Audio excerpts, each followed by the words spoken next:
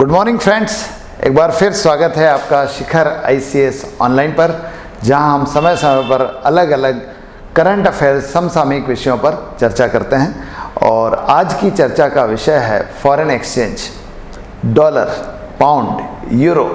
पिछले कुछ दिनों से आप देख रहे होंगे कि जितने भी न्यूज़ मीडिया है, चाहे वह अखबार हो, प्रिंट मीडिया हो, या चाहे इलेक्ट्रॉनिक मीडिया हो, या और दूसरे जो प्लेटफॉर्म्स हैं, वहाँ पर विदेशी मुद्रा पर्टिकुलर डॉलर के रेट्स को लेकर बहुत ज़बरदस्त बहस छिड़ी हुई है कि डॉलर की कीमतें बहुत तेज़ी से बढ़ रही है, डॉलर बहुत आगे जा रहा है, या उल्टा भी हो रहा है कि रुपया बहुत तेज़ी से गिर रहा है, रुपया बाज़ार में धड़ाम हो गया है, या कुछ जगह पर ऐसा पढ़ने को मिला कि रुपये ने डॉलर के आगे घुटने टेक दिए हैं। तो आखिर ये पूरा का पूरा मैकेनिज़्म होता क्या है? How does the prices of dollar or a foreign exchange or a foreign currency is decided, and how the rupee is decided in comparison to these currencies? इसका क्या मैकेनिज्म है, ये हम समझने की कोशिश करते हैं। और दूसरा, इसके क्या कॉन्सिक्वेंसेस है, इसके क्या रिजल्ट होते हैं, ये भी देखने की कोशिश करते हैं। थोड़ा टेक्निकल सा वीडियो है, समझने में थोड़ा सा आपको ध्यान देने की ज़रूरत पड़ेगी, बट अगर ये वीडियो आप ध्यान से देखेंगे तो आपको विदेशी मुद्रा, फॉरेन एक्सचेंज को लेकर सारे जो सिनेरियो है वो क्लियर होगा, और आपके जो भ्रम है वो भी दूर होंगे।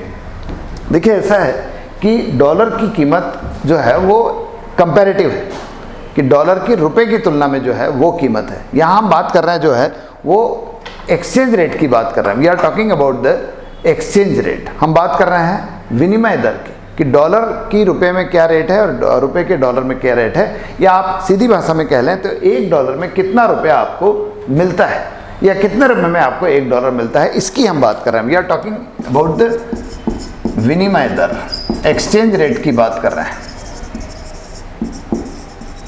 कि एक्सचेंज रेट कितना है।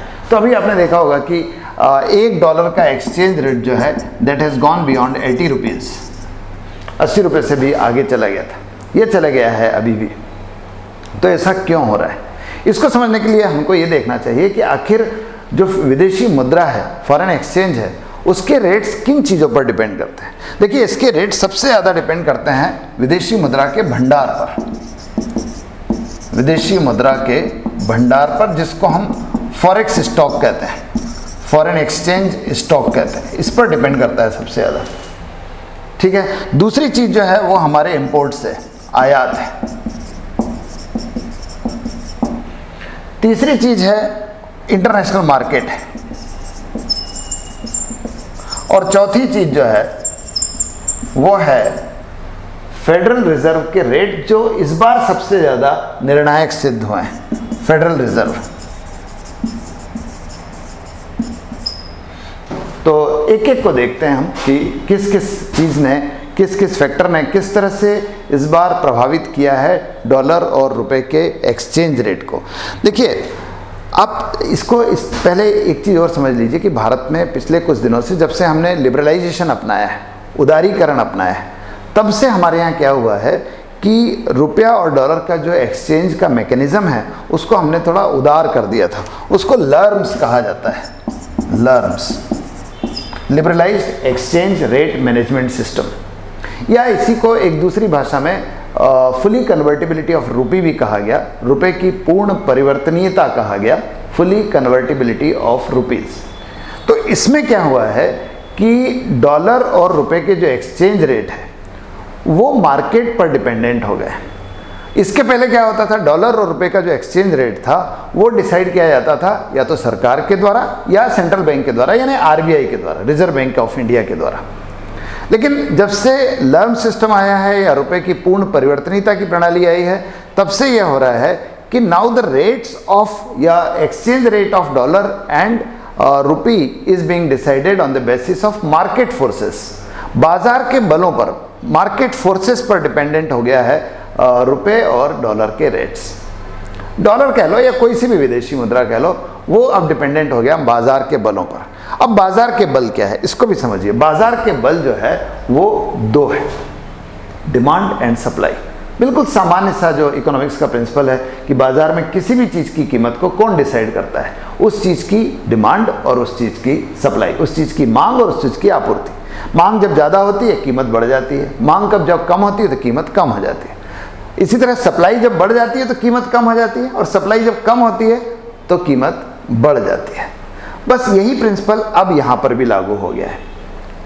कहाँ पर? डॉलर और रुपए का जो एक्सचेंज रेट है इसमें। अब आप देखिए कि यहाँ पर बस जो समझने वाली बात है वो ये है कि यहाँ पर डॉलर और रुपया का जो सप्लाई है वो अलग है और जो डिमांड है वो अलग है।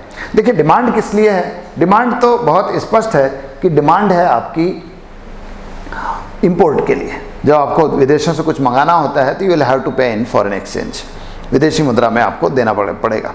तो for that purpose you will need foreign exchange. Dollar की ज़रूरत पड़ेगी, यूरो की ज़रूरत पड़ेगी, पाउंड की ज़रूरत पड़ेगी।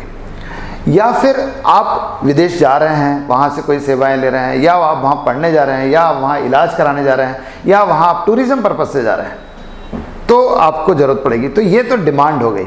डिमांड, विदेशी मुद्रा की डिमांड, फॉरेन एक्सचेंज की डिमांड का मतलब है इंपोर्ट, उसका मतलब है टूरिज़्म, उसका मतलब है इलाज कराना या पढ़ने के लिए वहाँ जाना।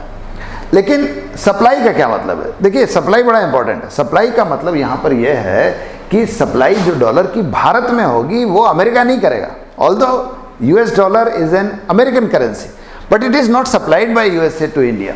हमारे यहाँ जब एक आयातक को विदेशी मुद्रा की जरूरत पड़ेगी, हमारे यहाँ जब एक स्टूडेंट को विदेशी मुद्रा की जरूरत पड़ेगी, तो he will not get it from USA, he will get it from RBI, he will get it from the foreign exchange stock hold by RBI. RBI के पास जो विदेशी मुद्रा का भंडार है वहां से वो प्राप्त करेगा। इसलिए यहां सप्लाई का मतलब है विदेशी मुद्रा का भंडार, foreign exchange stock which is hold by RBI. ठीक है, तो अब आप देखिए कि अगर विदेशी मुद्रा का भंडार बढ़ता है, फॉरेन एक्सचेंज स्टॉक बढ़ता है, तो स्वाभाविक सी बात है कि फॉरेन एक्सचेंज की सप्लाई बढ़ जाएगी, आपूर्ति बढ़ जाएगी, और आपूर्ति बढ़ जाएगी तो फॉरेन एक्सचेंज की कीमत कम हो जाएगी। फॉर एग्जाम्पल आप डॉलर ले लें, अगर विदेशी मुद्रा का भंडार बढ़ता है, फॉरेक्स स्टॉक बढ़ता है, तो डॉलर की सप्लाई बढ़ जाएगी और डॉलर की कीमत क्या हो जाएगी? कम हो जाएगी इन कंपैरिजन टू रुपी। ठीक है, तो जब विदेशी मुद्रा भंडार बढ़ता है तो डॉलर की कीमत कम हो जाती है, but at the same time when the foreign exchange stock falls, कम होता है, तब क्या होगा? तब डॉलर की कीमत क्या हो जाती है? बढ़ जाती है। तो अभी जो हो रहा है उसमें एक हाथ इसका भी है, क्योंकि हमारा विदेशी मुद्रा भंडार अभी बीच में लगभग जून जुलाई के आसपास हो गया था 642 अरब डॉलर, और अगस्त आते आते वो थोड़ा कम हो गया सारे इंटरनेशनल सिनारियों के कारण, और लगभग अब हो गया 580 अरब डॉलर। तो लगभग 60-70 अरब डॉलर की विदेशी मुद्रा के भंडार में कमी आई है, और उस कमी के कारण सप्लाई कम हुई है, और सप्लाई के कारण डॉलर की कीमत एकदम से क्या हुई है? बढ़ी है। एक कारण तो ये है, एक कारण है विदेशी मुद्रा का भंडार, फॉरेक्स स्टॉक। दूसरा है इंपोर्ट्स। जब इंपोर्ट्स बढ़ते हैं, देखिए इंपोर्ट भी डिमांड को बढ़ा देगा।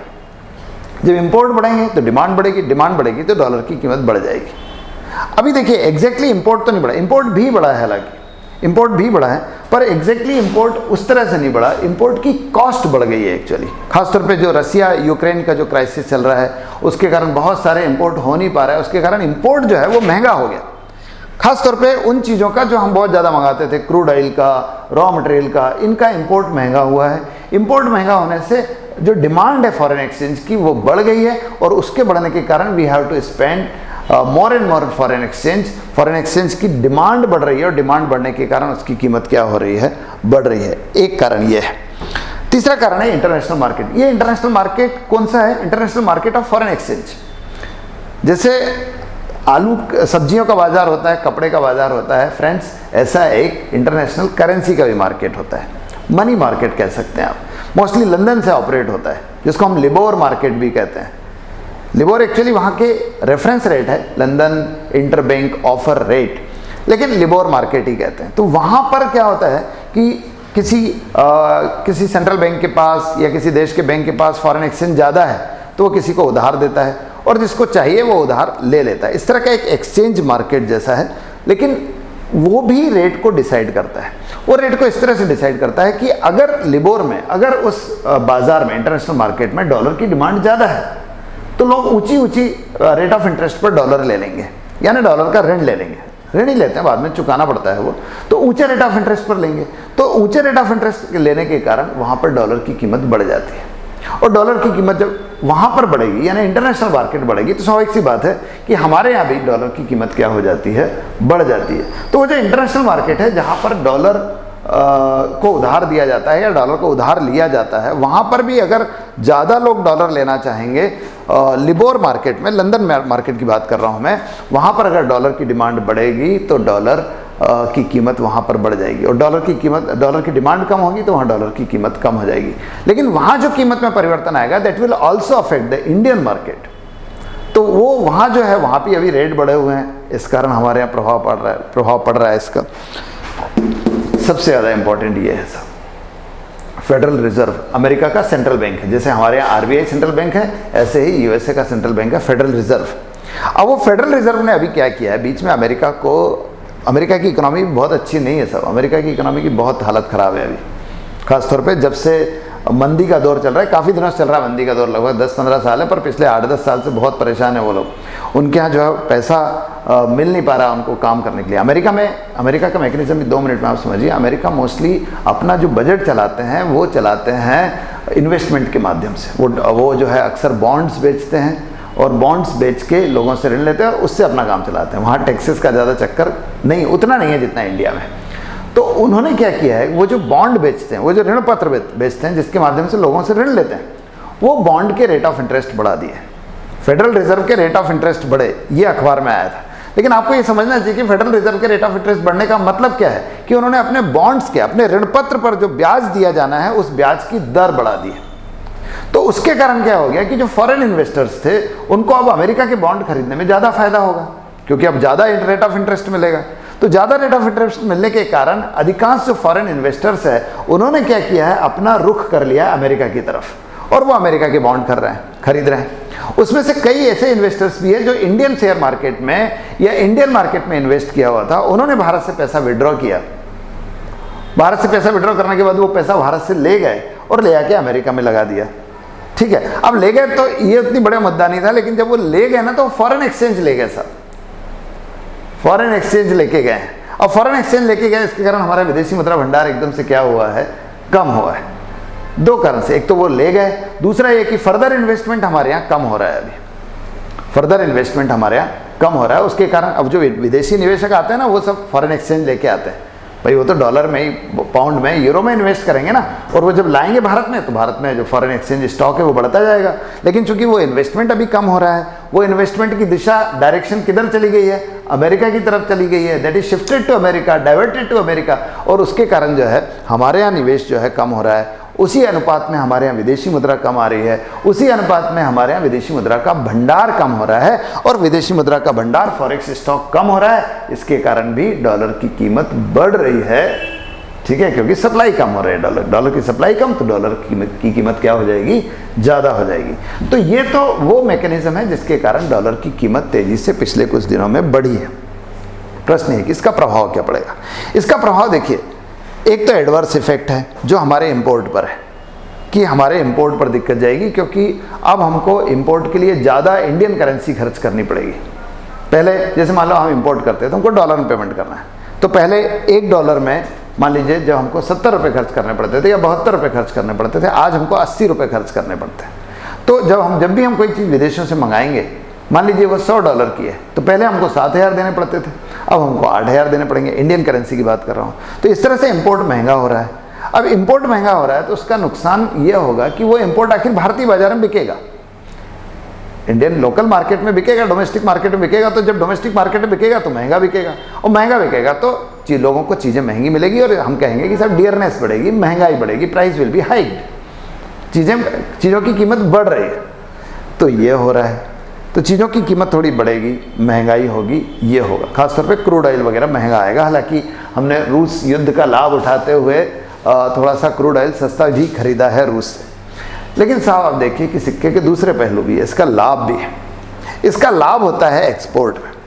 आप देखिए, मान लीजिए आप एक एक्सपोर्टर हैं, आप अमेरिका में कोई चीज़ बेचते हैं, सपोज कीजिए शर्ट बेचते हैं।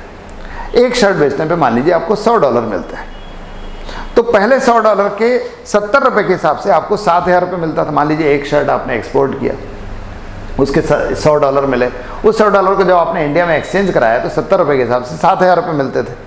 But now you will get 8,000।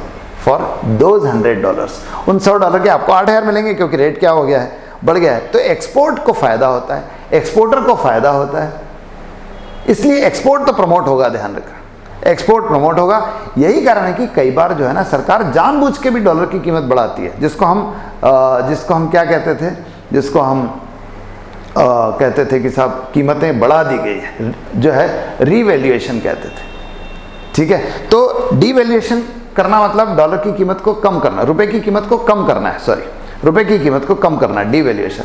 तो वो जानबूझ के करती थी सरकार, लेकिन यहाँ डीवैल्यूएशन अपने आप ही हो रहा है। तो इससे एक्सपोर्टर को क्या होगा, इससे एक्सपोर्टर को फायदा होगा।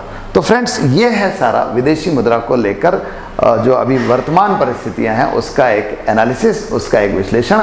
उम्मीद करते हैं कि आपको अच्छा लगा होगा। अच्छा लगा हो तो लाइक कीजिए और दोस्तों के साथ शेयर कीजिए। Thank you very much.